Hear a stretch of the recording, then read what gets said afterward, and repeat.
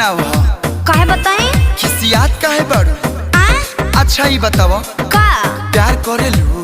ना ना काहे ज्ञान नहीं खे? ज्ञान तो बढ़ले बा लेकिन करब ना। काहे लेकिन करब ना। अरे काहे कोनो दिक्कत? एहिंगा एहिंगा हाँ हाँ एहिंगा।